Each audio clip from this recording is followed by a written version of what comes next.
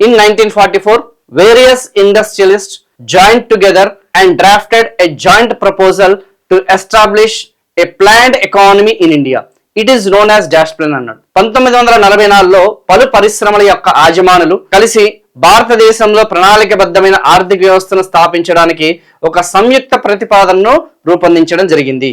దీని డాష్ ప్రణాళిక అని పిలుస్తారు. సో బేసికల్ గా మన యొక్క ఆర్థిక వ్యవస్థ స్వాతంత్రం పూర్వం, ఓకే, ప్రీ ఇండిపెండెన్స్ మన ఎకానమీ సిస్టమ్ అనేది ఏ విధంగా ఉంది అన్నది ఇక్కడ చాలా క్లియర్ గా వాళ్ళు మెన్షన్ చేయడం జరిగింది.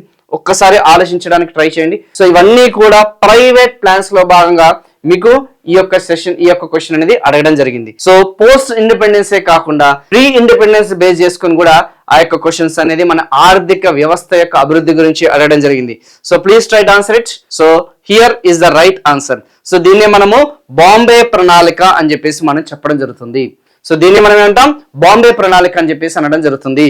సో దాదాపు 8 మంది పారిశ్రామికవేత్తలు, ఎంతమందమ్మా, 8 మంది పారిశ్రామికవేత్తలు ఎవరైతే ఉన్నారో, 8 ఇండస్ట్రియలిస్ట్ ఎవరైతే ఉన్నారో, ఓకేనా, ఆ యొక్క 8 ఇండస్ట్రియలిస్ట్ కలిపి మన యొక్క ఆర్థిక వ్యవస్థ అనేది క్యాపిటలిస్టిక్ ఎకానమీ అనేది కలిగి ఉండాలి. క్యాపిటలిస్టిక్ అంటే తెలుసు కదా, పెట్టుబడిదారి ఆర్థిక వ్యవస్థ అనేది ఉండాలి అన్న ఉద్దేశంతో వాళ్ళు బాంబే ప్రణాళిక అనేది రూపొందించడం జరిగింది. సో బాంబే రాష్ట్రానికి సంబంధించిన, అంటే బాంబే రాష్ట్రం అంటున్నారు ఏంటి సార్, బాంబే అనేది మనకి ఈ యొక్క క్యాపిటల్ సిటీ కదా, మహారాష్ట్రకి సంబంధించిందంటే ఒకప్పుడు మనకి గుజరాత్ ప్లస్ మహారాష్ట్ర కలిపి మనము బాంబే స్టేట్ అనేవాళ్ళం. సో ఒక్కసారి మీరు పాలిటీ అనేది చదివితే మీకు కొంచెం బేసిక్ అవగాహన అనేది ఉండే ఉంటుంది. సో ఇక్కడ వచ్చేసరికి మనం 8 మంది పారిశ్రామికవేత్తలు 1948లో ఒక ప్రపోజల్ అనేది పెట్టడం జరిగింది. ఎందుకంటే అప్పుడే వరల్డ్ వార్ 2 అనేది ఏదైతే ఉందో, రెండవ ప్రపంచ యుద్ధం అనేది ముగియడంతో ప్రపంచంలోని ఆర్థిక వ్యవస్థలన్నీ కూడా చిన్న భిన్నం అవ్వడం జరిగింది.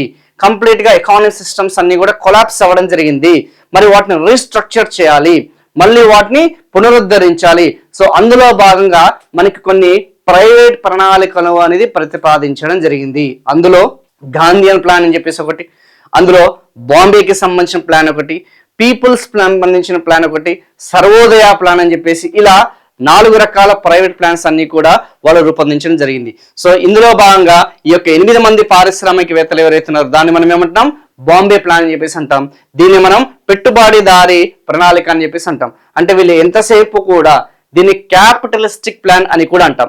ఒకవేళ ఎగ్జామినేషన్ లో ఫ్యూచర్ లో ఏమని అడుగుతాడు, సో బాంబే ప్లాన్ అనేది దేనికి ఎక్కువ ఇంపార్టెన్స్ అనేది ఇచ్చింది అని అడిగే ఛాన్సెస్ అనేది ఉందమ్మా. సో బాంబే ప్రణాళిక వచ్చేసి దేనికి ఎక్కువ ఇంపార్టెన్స్ ఇచ్చారు, సో క్యాపిటలిస్టిక్ అంటే పెట్టుబడిదారి ఆర్థిక వ్యవస్థకి ఇచ్చారా, లేకపోతే సోషలిస్ట్ అంటే తెలుసు కదా, సామ్యవాద ప్రణాళికకి ఎక్కువ ఇంపార్టెన్స్ ఇచ్చారా, లేదంటే పీపుల్స్ ప్రజా ప్రణాళికకి ఎక్కువ ఇంపార్టెన్స్ ఇచ్చారా, లేదంటే గాంధీ ప్రిన్సిపల్స్ ఏదైతే ఉన్నాయో, గాంధీయన్ సూత్రాలు ఏదైతే ఉందో ఆ గాంధీయన్ సూత్రాలకి ఆధారంగా వాళ్ళకి ఇంపార్టెన్స్ ఇచ్చారా, ఇలా అడిగే ఛాన్సెస్ ఉంది. సో బాంబే ప్రణాళిక వచ్చేసరికి మనకి పెట్టుబడిదారి ఆర్థిక వ్యవస్థకి ఎక్కువ ఇంపార్టెన్స్ అనేది ఇవ్వడం జరిగింది. సో పెట్టుబడిదారి ఆర్థిక వ్యవస్థ అంటే ఏంది, ఎకనామిక్ సిస్టమ్ అంతా కూడా, ఆర్థిక వ్యవస్థ అంతా కూడా ఎవరి కంట్రోల్లో ఉంటుంది, ప్రైవేట్ కంట్రోల్లో ఉంటుంది. ఇక ప్రైవేట్ ఎవరైతే ఇండివిజువల్స్ ఎవరైతే ఉన్నారో ఆ యొక్క ప్రైవేట్ ఇండివిజువల్స్ కంట్రోల్లో ఉండాలి ఆర్థిక వ్యవస్థ అని చెప్పేసి, అంటే గవర్నమెంట్ ఇంటర్వెన్షన్ అనేది, ప్రభుత్వం యొక్క జోక్యం అనేది మినిమల్ గా ఉండాలి, సో తక్కువ స్థాయిలో ఉండాలి. సో ప్రైవేట్ యాజమానులు ఎవరైతే ఉన్నారో, ప్రైవేట్ ఆంట్రప్రెనర్స్ ఎవరైతే ఉన్నారో వాళ్ళకి ఫ్రీ హ్యాండ్ అనేది ఇవ్వాలి. సో ఫ్రీ హ్యాండ్ అంటే కదా, స్వేచ్ఛ స్వాతంత్రం అనేది వాళ్ళకి ఇవ్వాలి. ఉత్పత్తి కార్యకలాపాల్లో వాళ్ళకి కొంచెం లిబరల్ ప్రిన్సిపల్స్ అనేది అందించాలన్న ఉద్దేశంతో వాళ్ళు ఈ యొక్క బాంబేకి సంబంధించిన పారిశ్రామికవేత్తలు దీన్ని రూపొందించడం జరిగింది.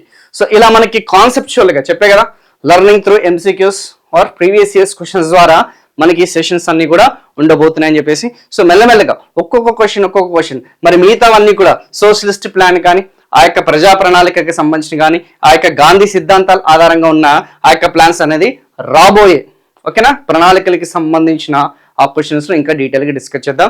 బట్ ఇక్కడ మాత్రం ఈ బాంబే ప్లాన్ అనేది కరెక్ట్ అన్న సంగతి గుర్తుపెట్టుకోండి, ఓకేనా.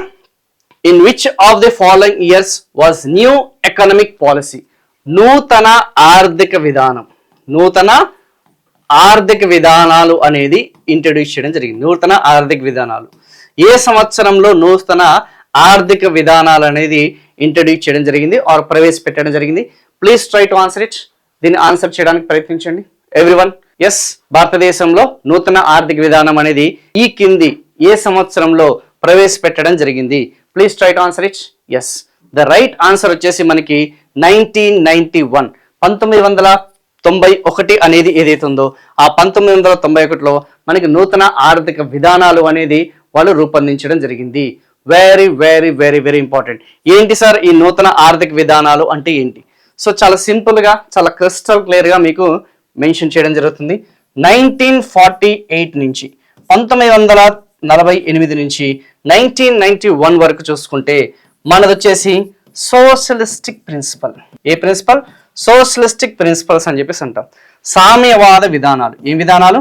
సామ్యవాద విధానాలు అనేది మనము ఆచరించడం జరిగింది. ఓకేనా, ఇంప్లిమెంట్ చేయడం జరిగింది. సోషలిస్టిక్ ప్రిన్సిపల్ అంటే ఏంటి? ఆర్థిక కార్యకలాపాలన్నీ కూడా చూసుకుంటే, ఉత్పత్తి కార్యకలాపాలన్నీ కూడా చూసుకుంటే, ఎకనామిక్ యాక్టివిటీస్ అన్ని కూడా చూసుకుంటే, ఏ యాక్టివిటీస్? ఎకనామిక్ యాక్టివిటీస్ అనేది ఏదైతే ఉన్నాయో, ప్రొడక్షన్ యాక్టివిటీస్ అన్ని కూడా ఏదైతున్నాయో ఆ యొక్క ప్రొడక్షన్ యాక్టివిటీస్ కానీ ఎకనామిక్ యాక్టివిటీస్ అన్ని కూడా ఎవరి కంట్రోల్లో ఉండేవి? గవర్నమెంట్ యొక్క మోనోపోలీలో ఉండేవి. ప్రభుత్వం యొక్క ఆధిపత్యం అనొచ్చు, ప్రభుత్వం యొక్క అజమాయిషి అని చెప్పేసి అనొచ్చు. వాళ్ళ యొక్క నియంత్రణలో ఉన్నాయి. సో ప్రైవేట్ వాళ్ళకి ఫ్రీ హ్యాండ్ అనేది ఉండేది కాదు. అదేంటి సార్, ఇంతకుముందు మనం చెప్పుకున్నట్టు ఆ యొక్క బాంబే ప్రణాళికలు వాళ్ళు ఏమన్నారు? ప్రైవేట్ వాళ్ళకి ఆధిపత్యం అని చెప్పేసి అన్నారు కదా. కానీ పోస్ట్ ఇండిపెండెన్స్ మన వాళ్ళు ఏం చేశారు? 1948 నుంచి 1919 వరకు చూసుకుంటే గవర్నమెంట్ మోనోపోలీ ఉండాలి. ఈ యొక్క పబ్లిక్ సెక్టార్ ఎంటర్ప్రైజెస్ ఏదైతే ఉందో వాటిని స్థాపించాలి. ప్రభుత్వం యొక్క నియంత్రణలోనే ఆర్థిక వ్యవస్థ అనేది ఉండాలి. All trade, all economic activities must be under the control of the government. So దీన్ని మనం అంటాం సామ్యవాదం అంటాం. సో ఈ యొక్క సోషలిస్టిక్ అని చెప్పేసి మనం చెప్పడం జరుగుతుంది. మరి ఇప్పుడు దీనికి మనం చెప్పబోయే ఆ యొక్క సెషన్కి మరి ఏంటి సార్ అంటే 1991లో మనం యూటర్న్ అనేది తీసుకోవడం జరిగింది. సో 1948 నుంచి 1991 చూసుకుంటే మనం సోషలిస్టిక్ ప్రిన్సిపల్స్ని మనం అడాప్ట్ చేసుకోవడం జరిగింది. 1991 నుంచి టిల్ ప్రెజెంట్ ఇప్పటికీ కూడా మనం రిఫార్మ్స్ అనేది తీసుకొస్తున్నాం. మనం వచ్చేసి క్యాపిటలిస్టిక్, ఏమిస్టిక్?